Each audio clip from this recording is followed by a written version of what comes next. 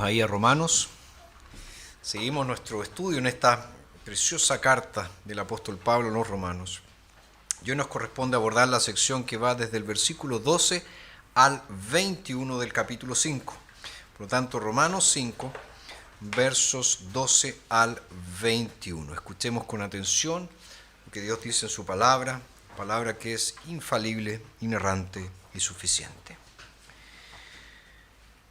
Por esta razón, así como el pecado entró en el mundo por medio de un solo hombre, y la muerte por medio del pecado, así también la muerte pasó a todos los hombres por cuanto todos pecaron. Antes de la ley, el pecado estaba en el mundo, pero como no había ley, el pecado no era tenido en cuenta. No obstante, la muerte reinó desde Adán hasta Moisés, aún sobre los que no pecaron con una ofensa semejante a la de Adán, quien es figura del que había de venir. Pero el don no es como la ofensa, porque si por la ofensa de aquel uno murieron muchos, cuánto más abundaron para muchos la gracia de Dios y la dádiva por la gracia de un solo hombre, Jesucristo. Ni tampoco es la dádiva como el pecado de aquel uno, porque el juicio, a la verdad, surgió de una sola ofensa para condenación, pero la gracia surgió de muchas ofensas para justificación. Porque si por la ofensa de uno reinó la muerte, por aquel uno, ¿cuánto más reinarán en vida los que reciben la abundancia de su gracia y la dádiva de la justicia mediante aquel uno, Jesucristo? Así que, como la ofensa de uno alcanzó a todos los hombres para la condenación, así también la justicia realizada por uno alcanzó a todos los hombres para la justificación de vida. Porque como por la desobediencia de uno solo hombre muchos fueron constituidos pecadores, así también por la obediencia de uno muchos serán constituidos justos. La ley entró para agrandar la ofensa, pero en cuanto se agrandó el pecado, sobreabundó la gracia, para que así como el pecado reinó para muerte, así también la gracia reine por la justicia para vida eterna, por medio de Jesucristo nuestro Señor. Vimos la semana pasada que Pablo nos llama aquí en el capítulo 5 de Romanos a gloriarnos, a alegrarnos en la justificación. Y nos dice que debemos hacerlo por los frutos que ella produce, por los contrastes que nos presenta y por la reconciliación que nos proporciona. Eso fue lo que vimos la semana pasada. Ahora, en la segunda parte de este capítulo 5, parte que acabamos de leer, Pablo profundiza más y nos presenta dos figuras, dos personas. Nos presenta a Adán y nos presenta a Cristo. Ahora, son muchos los que opinan que este es uno de los pasajes más complejos de la carta a los romanos. Hay mucha complejidad, hay muchos pequeños detalles que están aquí presentes. Ahora hay otros que dicen que no es tan complejo, sino que tenemos que ver como que Pablo va ascendiendo una gran cima y llega al clímax de su argumentación acerca de la justificación por la fe en Cristo Jesús. De eso trataría esta segunda parte del capítulo. Ahora, independientemente de lo que pensemos, si es complejo o no este pasaje, o si en este pasaje Pablo culmina su argumentación acerca de la doctrina de la justificación, una cosa es evidente. Este pasaje de Romanos 5, versos 12 al 21, ha ejercido una tremenda influencia en la teología reformada. Esta figura de Adán como nuestro primer padre y la figura de Cristo como nuestro segundo Adán ha ejercido una influencia tremenda en la forma como los reformados entendemos el pacto, entendemos la sustitución, entendemos la obra de Cristo. Ahora, hay tres cosas que yo quiero destacar en esta mañana para ustedes basado en este pasaje. La primera es el hecho de que en Adán todos mueren. En Adán todos mueren, versos 12 al 14. La segunda es que en Cristo hay vida eterna. En Cristo hay vida eterna, versos 15 al 19. Y finalmente vemos aquí el triunfo de la gracia. el triunfo de la gracia, versos 20 al 21. Entonces, con eso presente, nuestro tema para hoy es el siguiente: gracia abundante. Gracia abundante. Y vamos con lo primero, la muerte en Adán. La muerte en Adán. Una de las cuestiones que siempre es tema de discusión tiene que ver con la historicidad de la caída. ¿Realmente sucedió como la Biblia nos dice? ¿Fue así como ella ocurrió? Es cierto que muchos cuestionan el hecho. ¿Y por qué no decirlo? Hay algunos que lo descartan por completo. Dicen, no, eso es un mito, eso es algo que alguien inventó, eso no tiene nada que ver con la realidad de los hechos. Sin embargo, ¿qué nos dice la Escritura? La Escritura no presenta la caída como un mito.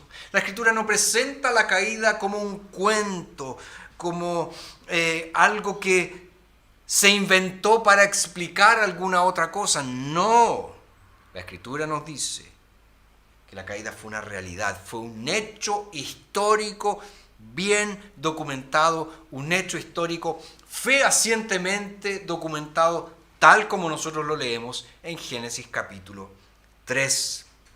La caída entonces, tal como lo presenta la Biblia, fue un hecho histórico, realmente sucedió tal y como nosotros leemos aquí en Génesis 3.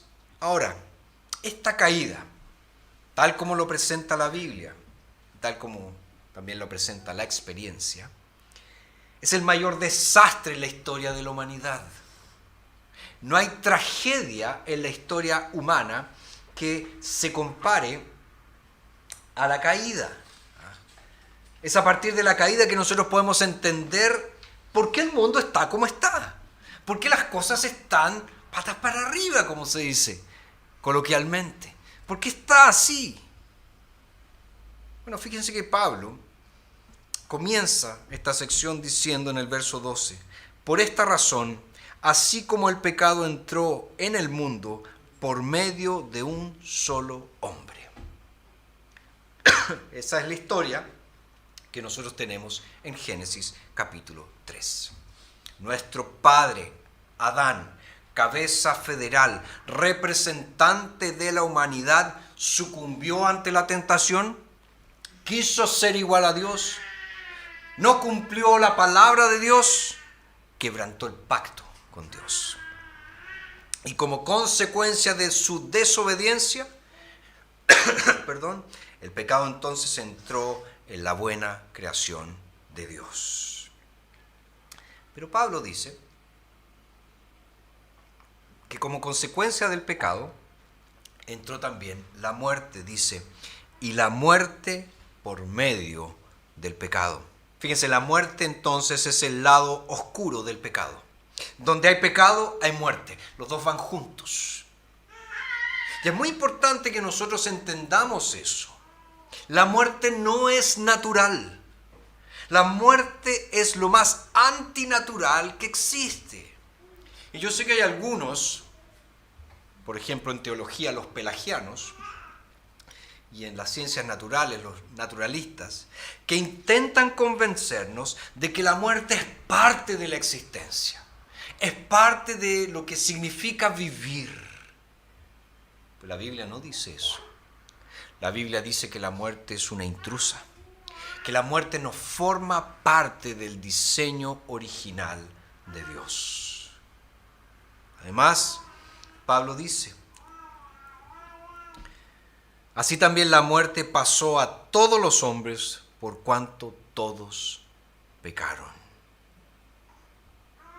Porque todos pecamos en Adán y porque la paga del pecado es muerte, la muerte pasó a todos los hombres, ya que todos también pecaron. Fíjense, la muerte afecta a todos sin distinción.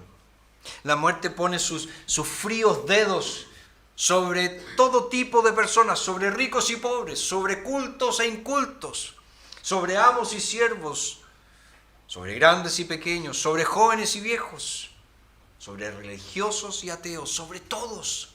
La muerte está allí. Nadie puede escapar de la muerte. Pero el cuadro se pone más siniestro, más oscuro aún.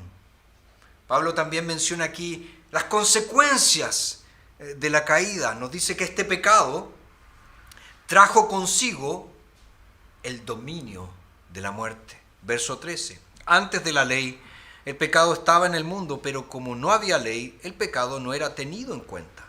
No obstante, la muerte reinó desde Adán hasta Moisés, aun sobre los que no pecaron con una ofensa semejante a la de Adán, quien es figura del que había de venir. Fíjense, ¿qué está diciendo Pablo aquí? Está diciendo que los seres humanos que vivieron entre Adán y Moisés murieron, aunque ellos no transgredieron un mandamiento expresamente revelado por Dios, como fue el caso de Adán. Dios le había dicho a Adán: no comas del fruto del árbol del conocimiento del bien y del mal. Un mandamiento expreso, un mandamiento preciso. Pero está diciendo que todos los demás, antes de que se diera la ley, también murieron, a pesar de no haber quebrantado un mandamiento expreso de Dios. Sufrieron las consecuencias de quebrantar la ley. ¿Y cuál es la consecuencia de quebrantar la ley? La muerte. Todos murieron, dice. Desde Adán hasta Moisés, todos murieron. ¿Por qué? Y esa es la pregunta. ¿Por qué? Porque Dios imputa el primer pecado de Adán a todas las personas. Porque Adán era nuestro representante. Sus actos eran mis actos. Porque él actuaba en mi lugar. Toda la raza humana estaba representada en Adán.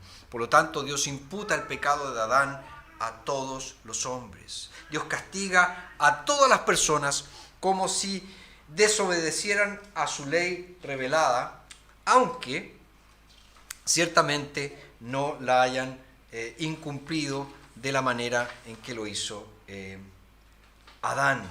En resumen, Dios imputa entonces la culpa de Adán a toda la humanidad. ¿Y culpa qué es? No es ese sentimiento que tú puedes tener. La culpa es el justo reproche que la ley de Dios puede hacer en tu contra por haberla infringido. Esa es la culpa. No es que yo me siento culpable, sino que es lo que la ley de Dios puede hacer conmigo porque yo he quebrantado esa ley. Adán entonces, insisto, es cabeza federal, cabeza de pacto para toda la raza humana, para todas las personas sin excepción. Y las personas mueren porque están en Adán, cabeza federal de la raza humana. Un comentarista dice lo siguiente: cuando todos los hechos de la época premosaica se toman en consideración, la única explicación para el dominio universal de la muerte es la solidaridad, estar en uno, de todos los hombres en el pecado de Adán. Todos estábamos en Adán, representados en Adán. Pero también Pablo dice que el pecado no solamente trajo este dominio de la muerte, sino que también el pecado puso a todos los seres humanos bajo el yugo de la muerte. Bajo el yugo de la muerte. Fíjese, la muerte no es tan solo la paga del pecado, sino también es el juicio de Dios sobre el pecado. Dios dijo que si Adán comía de ese fruto, ciertamente iba a morir.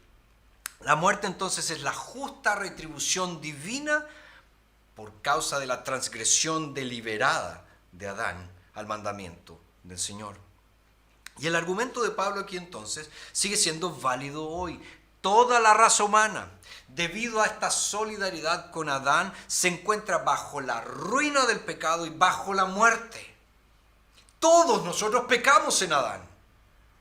Y si nos oponemos a esta enseñanza bíblica, si criticamos esta enseñanza bíblica, si decimos que no estamos de acuerdo con esta enseñanza bíblica, nosotros tenemos que pensar en una sola cosa. Si hubiéramos estado en los zapatos de Adán, hubiésemos hecho exactamente lo mismo que él hizo. Hubiésemos transgredido el mandamiento del Señor. No hubiésemos cumplido la palabra de Dios. Pero lo que es más importante aún es que nuestra solidaridad con Adán no solo nos condena, sino que nos hace pasivos, o mejor dicho, hace posible la salvación a través de un hombre. Y esto nos lleva a nuestro segundo punto, que es vida eterna en Cristo. Así como en Adán todos pecaron, en Cristo, solo en Cristo, en un hombre, hay vida eterna. Por eso Pablo dice al finalcito del verso 14, refiriéndose a Adán, quien es figura, dice, del que había de venir. Es figura del que había de venir. Aquí el apóstol Pablo señala que la gracia del segundo Adán es mayor que el pecado del primer Adán. Fíjense, pero el don, verso 15, no es como la ofensa, porque si por la ofensa de aquel uno murieron muchos, cuánto más abundaron para muchos la gracia de Dios y la dádiva por la gracia de un solo hombre, Jesucristo. La dádiva es mucho mayor que la ofensa. Es mucho más grande. Donde abundó el pecado, sobreabundó la gracia, dice más adelante el verso 20. Entonces nuestra unión con Adán significó para nosotros estar bajo el reinado del pecado y de la muerte. Pero en Cristo podemos estar en el reino de la gracia. En Cristo podemos estar en el reino de la vida. Y Pablo aquí presenta una serie de contrastes entre Adán y Cristo, contrastes que nosotros ciertamente necesitamos captar y necesitamos entender. El primero de ellos es la transgresión de Adán y la dádiva de Cristo. La transgresión, la ofensa de Adán y la dádiva de Cristo. Fíjese, Adán pecó y llevó a toda la raza humana al pecado. ¿Debido a qué? Debido a su egoísmo. Él quería ser como Dios. Yo quiero ser como Dios. Quería hacer su voluntad en detrimento de la voluntad de Dios. Pero fíjense, el segundo Adán, siendo Dios, él se despojó a sí mismo. Y él tomó la forma de siervo. Y él se humilló y él estuvo dispuesto a no hacer su voluntad, sino a hacer la voluntad de aquel que lo envió, la voluntad del Padre. Primer contraste, la ofensa de Adán, la dádiva de Cristo. Segundo contraste, las consecuencias de la desobediencia de Adán versus las consecuencias de la obediencia de Cristo. Verso 16 dice, ni tampoco es la dádiva como el pecado de aquel uno, porque el juicio, a la verdad, surgió de una sola ofensa para condenación, pero la gracia surgió de muchas ofensas para justificación. Fíjense, la transgresión de Adán, el único pecado de Adán, fue suficiente para hundir a toda la raza humana en el abismo de la condenación. El primer pecado de Adán trajo juicio sobre toda la raza humana. En Adán caímos y en Adán fuimos condenados. Sin embargo, dice, la gracia es dada por todos los pecados. No solo por uno, sino por todos los pecados. Cuando Cristo, nuestro representante, fue a la cruz, todas nuestras transgresiones fueron sobre Él, absolutamente todas. Él llevó todos nuestros pecados en su cuerpo en el madero. De hecho, Él fue molido por nuestros pecados. Él fue traspasado por nuestras transgresiones. Él fue herido por Dios por causa de mi maldad. ¿Para qué? Para darnos justificación. Y aquí vemos ese contraste absoluto entre condenación y justificación, entre muerte y vida. Tercer contraste. En Adán tenemos el reino de la muerte. En Cristo tenemos la abundancia de la gracia. Verso 17. Porque si por la ofensa de uno reinó la muerte por aquel uno, ¿cuánto más reinarán en vida los que reciben la abundancia de su gracia y la dádiva de la justicia mediante aquel uno, Jesucristo? Fíjense, el pecado de Adán introdujo ¿qué cosa? El reino de la muerte. Pero el don de la justicia, fruto de la muerte sustitutiva de Cristo, trajo el reino de la vida.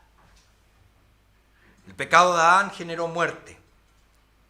La muerte de Cristo generó vida.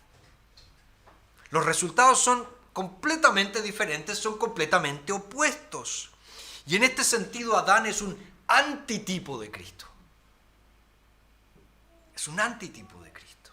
Porque Cristo viene a ser completamente lo contrario a lo que Él hizo.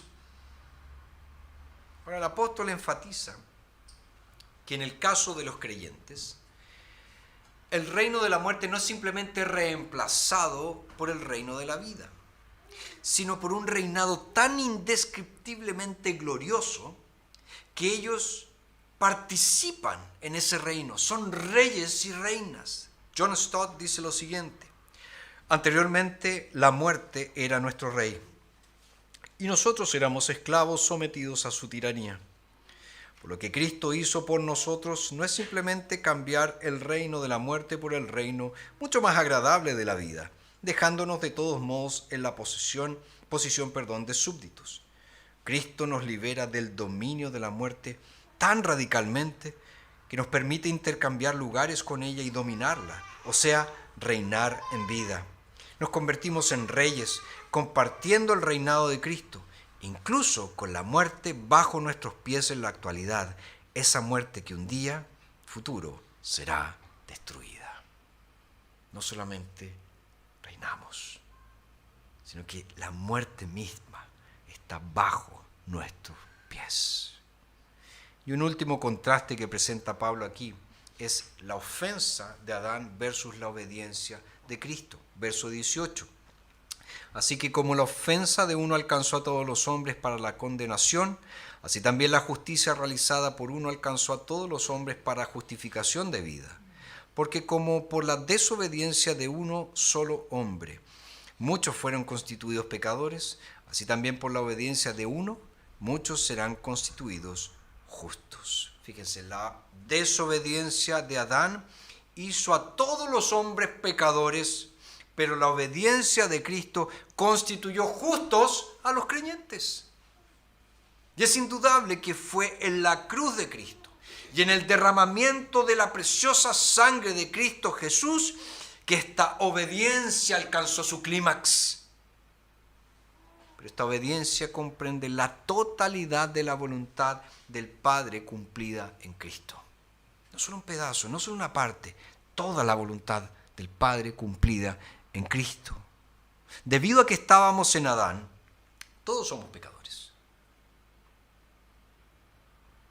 Pero porque estamos en Cristo, somos declarados justos y somos llevados a una relación de justicia con Dios. ¿Se dan cuenta cuán glorioso es este intercambio? Mi pecado en Cristo, su justicia en mí. Eso es precioso, eso es glorioso. Y esto nos lleva a nuestro último punto, el triunfo de la gracia. Fíjense que Pablo cierra esta sección con preciosas verdades acerca de la gracia de Dios que nosotros debemos guardar profundamente en nuestros corazones. Dice en primer lugar que la gracia es mayor que el pecado. La gracia es mayor que el pecado. Verso 20. La ley entró para agrandar la ofensa, pero en cuanto se agrandó el pecado, sobreabundó la gracia. Fíjense, así como el segundo Adán es mayor que el primero, así como la obra de Cristo es mayor que el pecado de Adán, así la gracia es mayor que el pecado. La gracia es mayor que el pecado. La redención llevó al hombre no solo a su estado original, sino a horizontes mucho más amplios, mucho más sublimes, mucho más gloriosos. No solo restauró lo que había perdido, sino que colocó al ser humano en una posición superior, en una posición mayor. Y no solo al ser humano, debemos aclarar, al ser humano en Cristo, al creyente. Ese fue puesto en una posición superior, más gloriosa que nuestro primer padre. ¿Por qué? Porque nos convirtió en miembros de la familia de Dios. Entonces, la gracia es mayor que el pecado. Ahora fíjense que la ley que menciona Pablo aquí en el verso 20 nunca fue dada para obligarnos a hacer lo correcto. Pablo más adelante en el capítulo 7 de esta carta va a dejar eso muy claro. También lo hace en otras de sus cartas, como por ejemplo en Gálatas. Gálatas capítulo 3, él menciona eso también. En el fondo, donde hay ley, nosotros pecamos más. Tanto en términos de cantidad como en términos de profundidad. Pero al hacer eso, La ley también nos acerca a la gracia de Dios. ¿Por qué? Porque cuanto más descendemos en el abismo del pecado, más cerca estamos del quebrantamiento. Por lo tanto, estamos más cerca de Cristo. Cuando no sé que soy un pecador, cuando me da lo mismo que me digan que soy un pecador, no estoy aún ahí en ese punto del quebrantamiento. Solo cuando estoy consciente de mi maldad, cuando estoy consciente de mi pecado, cuando sé que estoy condenado, que estoy en el abismo, entonces estoy más cerca de ser quebrantado por el Espíritu Santo de Dios y decir, no soy nada, estoy condenado, te necesito, sálvame, Señor.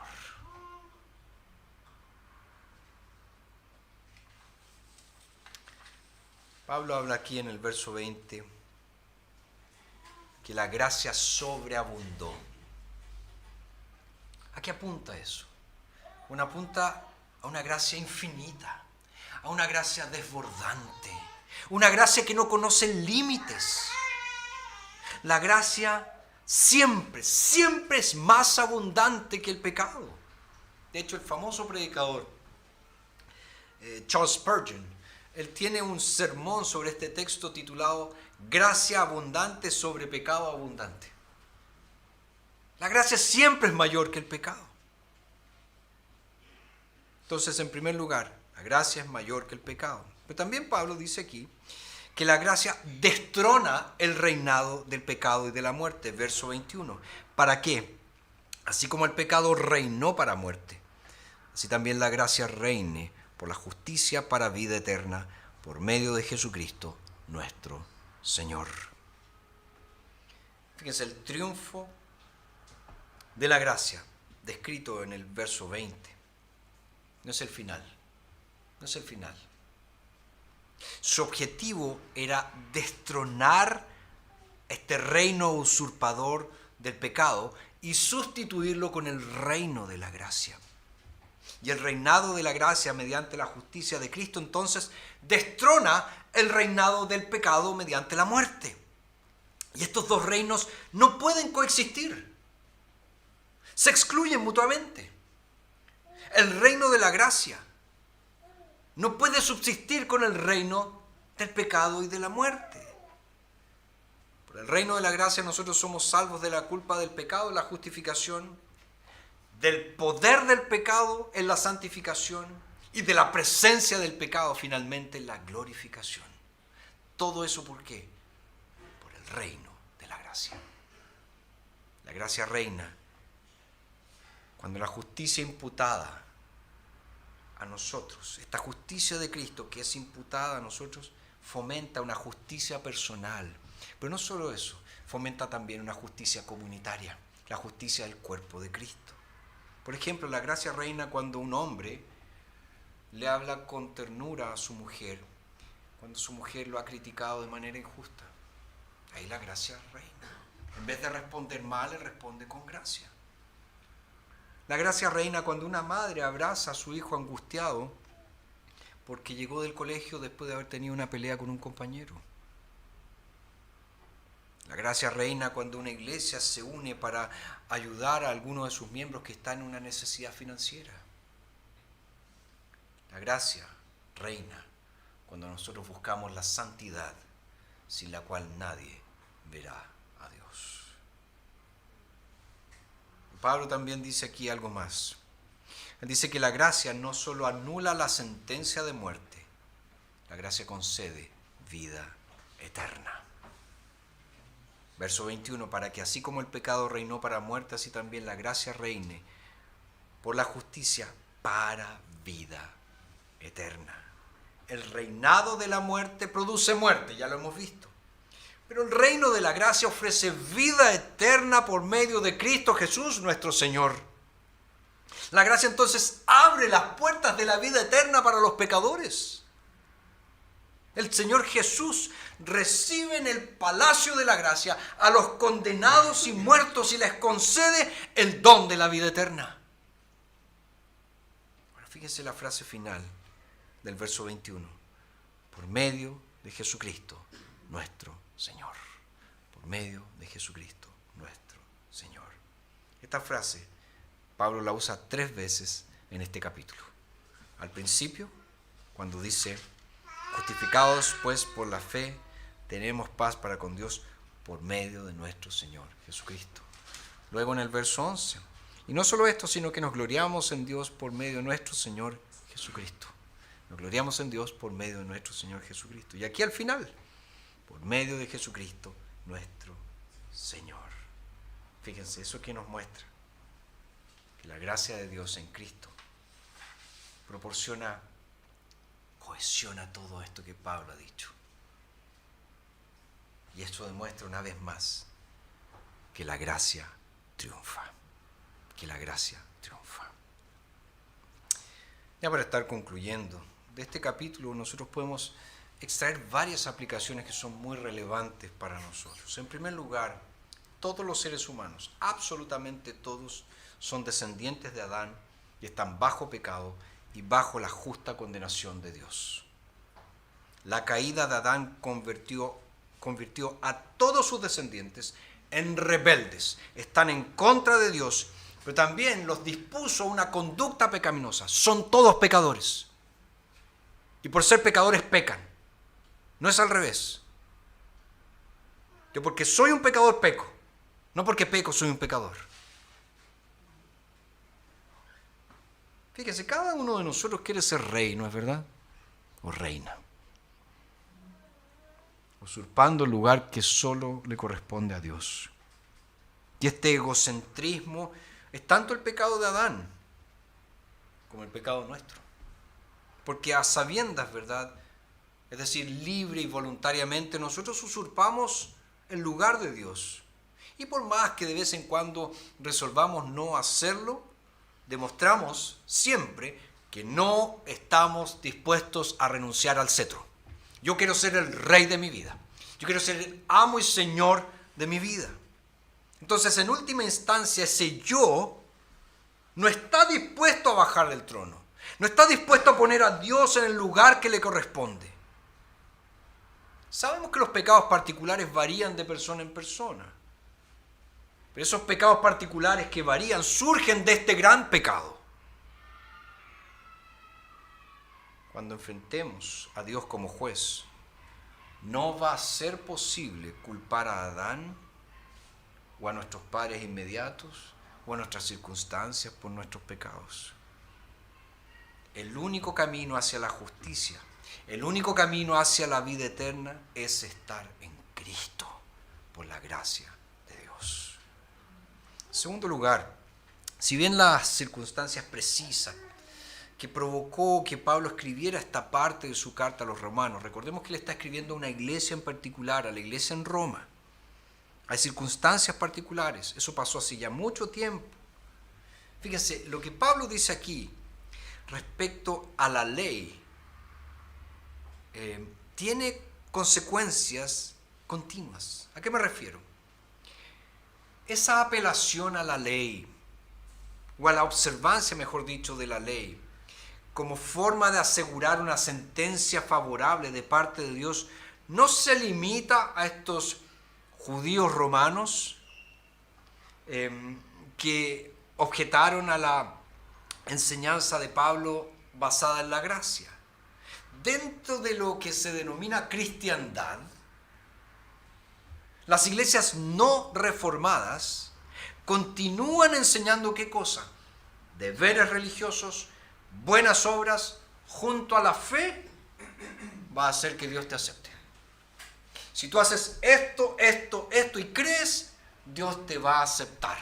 Dios te va a recibir en el cielo. Si a eso le sumamos el hecho que si le preguntamos al típico cristiano cuál es su comprensión acerca de la razón por la cual Dios lo va a dejar entrar al cielo, cuál es la respuesta más común que vamos a oír, es porque intenté hacer lo mejor posible y porque hice algunas cosas buenas. Te van a decir eso. El esfuerzo personal como camino hacia Dios está profundamente arraigado en la psique, en la mente de la naturaleza pecaminosa. La justicia de Dios, entonces, entendida como su don, procedente de la gracia, fundada en la fe en Cristo, resulta muchas veces sorprendente y para muchos resulta ofensiva. En resumen, si bien la historia y la cultura han avanzado mucho desde la época del apóstol Pablo, las cuestiones planteadas por los objetores de Pablo y las respuestas que Pablo da a esas objeciones siguen siendo tremendamente relevantes para hoy, porque son las mismas objeciones. ¿Cómo eso es ser justificado solo por la fe? ¿No hay nada más que tenga que hacer? ¿No hay algo más que yo tenga que hacer? No, esa cuestión me ofende, porque quiere decir que no sirve de nada portarse bien. No sirve de nada ser un buen ciudadano, no sirve de nada ser un buen padre. Son las mismas objeciones.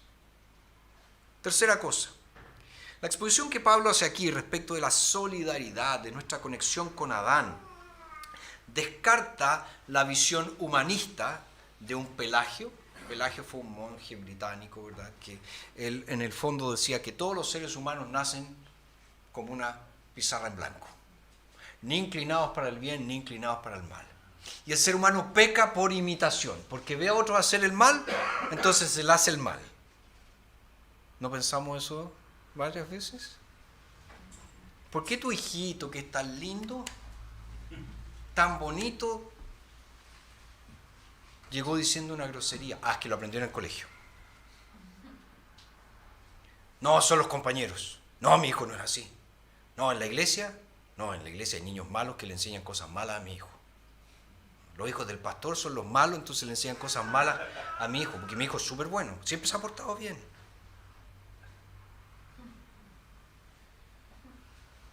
Esto no es solo algo que está en el pasado, está muy presente, muy presente.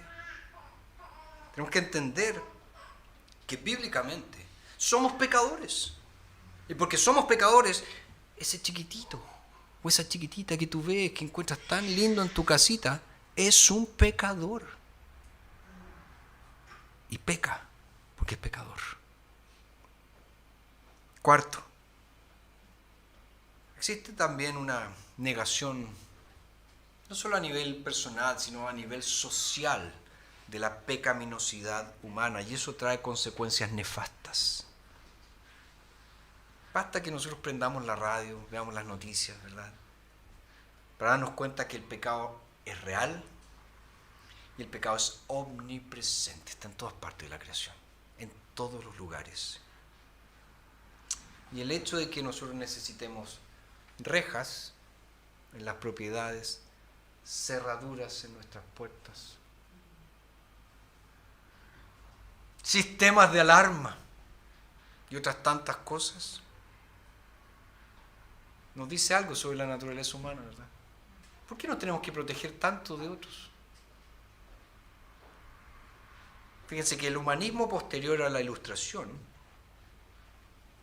sigue creyendo en el mito de la bondad esencial humana. Todos son buenos. Todos son buenos. Si en el fondo las personas son buenas.